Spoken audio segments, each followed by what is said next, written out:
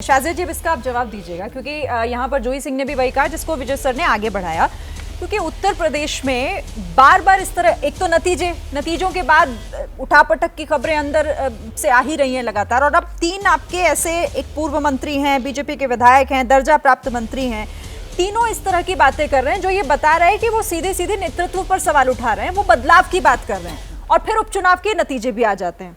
तो आपको नहीं लगता कि इस पर विचार करने की, पार्टी को इस पर बहुत अच्छे से सोचने समझने की बहुत ज्यादा जरूरत है?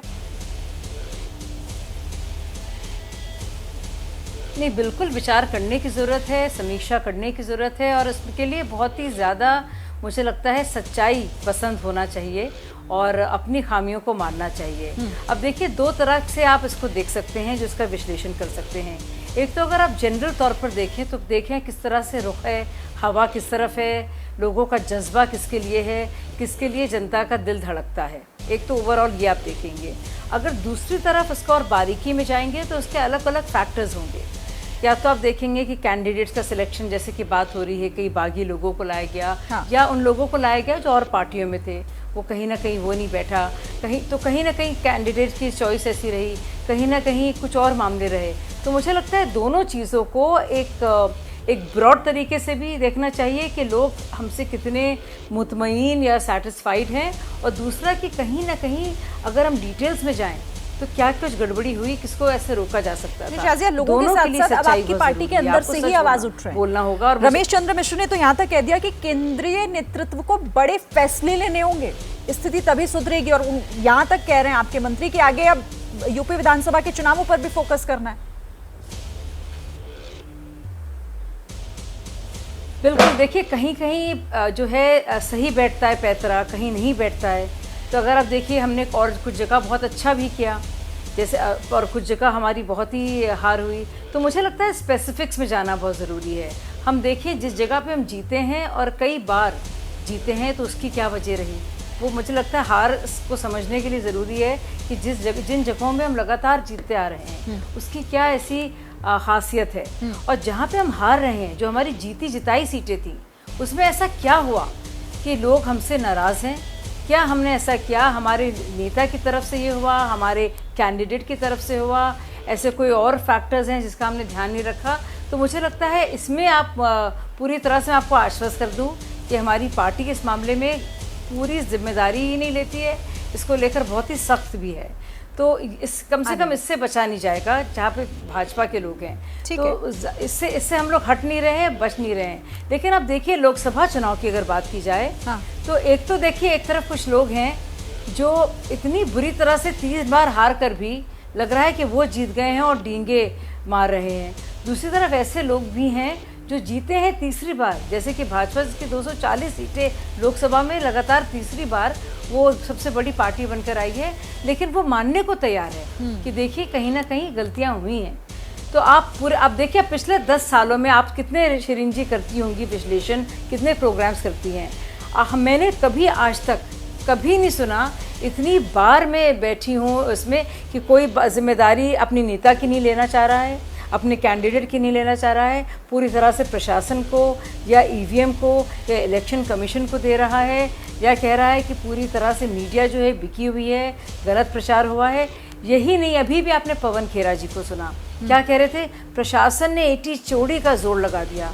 अरे भाई, अगर एटी चौड़ी का जोर लगा दिया तो कैसे जीते आप? जवाब ले लेते हैं अब इसका। तो ये भी जरूरी है, सच बोलना सबकी तरफ से, अपने आप को भी सच बोलना है, दूसरे को भी सच बोलना है। चलिए, अब इसका जवाब में जयते का मतलब असली यही होता है। ठीक है दीपक, इसका जवाब दीजिए आप। देखिए, हमारे लिए तो सत्यमबद्ध ही है, सबके लिए है कि सत्य बोलो और सत्य के रास्ते पे चलो। राहुल गांधी जी ने भी यही कहते हैं, हमारी कांग्रेस पार्टी का यही नारा भी है। लेकिन अभी भाजपा प्रवक्ता ने बड़े अनजाने में कहिए या मासूमियत के साथ कहा कि हमारा कोई पैतरा बैठ गया सही तो हम जीत गए, हमारा कोई पैतरा बैठा तो हार गए। तो पैतरेबाजी जो है ना, भाजपा की फितरत है। ये पैतरेबाजी से पिछले 10 सालों से चुनाव जीतते आ रहे हैं। अब जनता को समझ में आ गया कि इनकी पैतरेबाजी नहीं चलने वाली है। इनके 19 मंत्री हार गए। नरेंद्र मोदी जी को जो नवरत्न होते थे, तो 19 मंत्रियों का इनका जो था कुनबा हार गया, इनके बड़े बड़े कैबिनेट हार गए। तो एक कहते हैं कि आज भी हमारे मंत्री जीत गए। अरे नहीं, अब आपका अहंकार मिट्टी में मिल चुका है। अब तीन बार हारे हैं भाई साहब, आप तो लगातार हारते ही रहते हैं। अब बीच में मत बोलिए साजिया जी, आपका अहंकार क्यों देखिए है? सिरिन जी, मैं बीच में ठीक है, शाजिया पूरा करने दीजिए। हमारी स्ट्रैटेजी कहीं नहीं चली, कहीं देखिए चली। साजिया जी, उनको पूरा करने दीजिए। दीपक वो कह रही है कि 35 से उनका मतलब था कि मैं- उनकी स्ट्रैटेजी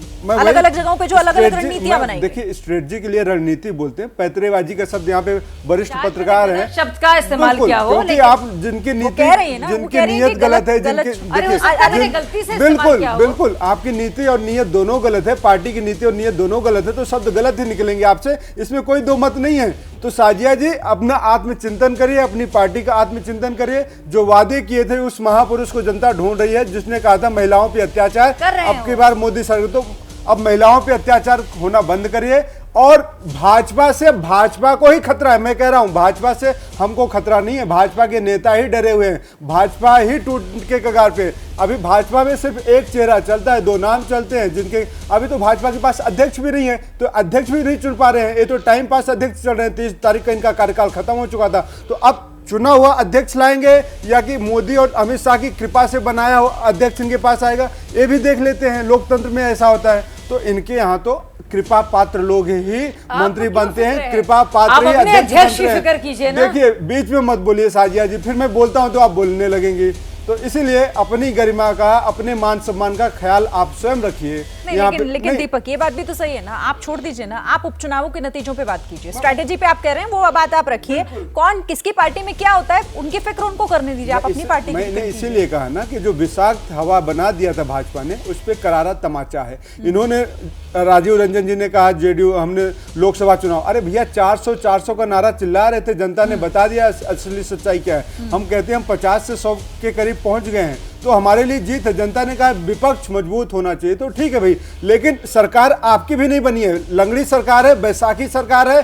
अगर वो सहयोगी दल आपके साथ ना जाके हमारे साथ आ जाएंगे तो सरकार हमारी बन जाएगी। तो जनता ने जो लोकसभा का चुनाव दिया था, जो लोकसभा में निर्णय दिया था, मोदी के लिए नहीं दिया था, भाजपा के लिए नहीं दिया था। हाँ, भाजपा बहुमत में कम रही है, आंकड़ों में हमसे ज्यादा है, नंबर ज्यादा है, बट लेकिन बहुमत की सरकार नहीं है। तो कृपया करके इसको बहुमत की सरकार मत कहिए, इसको लंगड़ी सरकार बोलिए, त्रिशंकु सरकार बोलिए, और मोदी के अहंकार का पतन बोलिए, विनाश बोलिए, क्योंकि देश मोदी की गारंटी से नहीं चलेगा, देश व्यक्ति की गारंटी से नहीं चलेगा। तो जो मोदी की गारंटी हो रही थी, मोदी की गारंटी खत्म हो गई। अब क्योंकि आप उन्हें बैसाखी कह रहे हैं, लेकिन सहयोगी हैं राजीव रंजन जी, मतलब सहयोगियों पर लगातार अब ये निशाना साध रही है कांग्रेस की। ये देखिए, आप लोग तो बीजेपी को ये कह रही है कि बीजेपी दरअसल सहयोगियों के साथ है, सहयोगी हट जाएंगे तो पता चल जाएगा कि जनता ने किससे आखिर क्या दिया है, कौन सा मैंडेट दिया है। देखिए, सबसे पहले तो मुझे हैरानी होती है कि बहुमत की परिभाषा कांग्रेस क्या समझती है। अगर किसी प्रीपोल अलायंस को स्पष्ट बहुमत मिल गया है, उसके बाद आप बैसाखियों पर टीका, ये अलायंस आप कहेंगे, ये सरकार कहेंगे। दूसरी तरफ आप जिस अलायंस की लीड पार्टी है, आपके पास खुद के 99 हैं, आपके अलायंस में जिन सीटों को हम जोड़ते हैं, दरअसल वो आपके खिलाफ लड़ करके जीते हैं। उसमें कई ऐसे दल हैं, टीएमसी बंगाल में आपके खिलाफ लड़ी है, पंजाब में आप पार्टी आपके खिलाफ लड़ी है, और हैरानी की बात है कि पूरा का पूरा लेफ्ट आप अपने खाते में लेकर चलते हैं। लेफ्ट आपके साथ ना केरल में था, ना बंगाल में था, कहीं नहीं था। उसके बाद इतने विसंगतियों के बाद आपका अलायंस ये अटूट है, आपका एकजुट है, आपको लोगों ने जनादेश दिया है। ये हैरानी की बात है कि आप जो जिस अलायंस को प्रीपोल अलायंस, अगर आप जानते हैं, आपने भी प्रीपोल अलायंस किया है, नहीं तो आपकी हैसियत 99 की है। आपसे 3.5 गुना ज्यादा सीटें भारतीय जनता पार्टी के पास खुद की हैं, तो फिर आप कहां हैं? ये मेरी समझ से बाहर है कि बार बार जनादेश का अपमान मत कीजिए। और अगर हमारे भरोसे आप राजनीति कर रहे हैं कि टीडीपी आ जाए और जनता दल यूनाइटेड आ जाए, तो ऐसी असहाय आप लोगों के भरोसे देश नहीं है, इसलिए कि आपकी अहंकार की वजह से ही आपके अहंकार में इंडिया गठबंधन। नहीं, बीच में मत बोलिए दीपक जी, दीपक जी बीच में नहीं बोलिए, ये अराजकता है, ये अराजकता है, बीच में मत बोलिए। बस मैं आपको कह रहा हूं, आपको आपके साथ मैं बहस, देखिए पूरी बात हमको करने दीजिए। दीपक जी, सबसे पहली बात तो यह है कि कांग्रेस को यह जरूर समझना होगा कि आपके पास 1984 के बाद ये अधिकतम जो 1984 की संख्या है, आप दोहराने के हालात तभी पैदा होंगे जब आपको 5-7 चुनावों का इंतजार करना होगा। अगर आप सहयोगी दलों को बैसाखी कहेंगे तो आपके सहयोगी दल भी आने वाले समय में आपको हैसियत दिखा सकते हैं।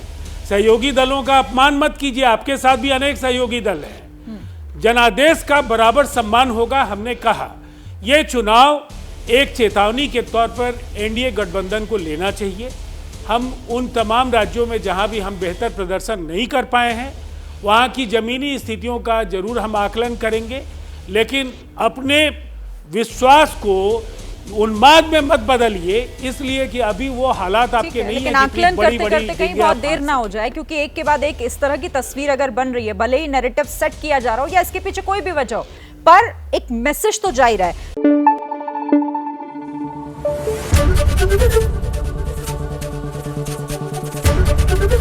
एबीपी न्यूज आपको रखे आगे।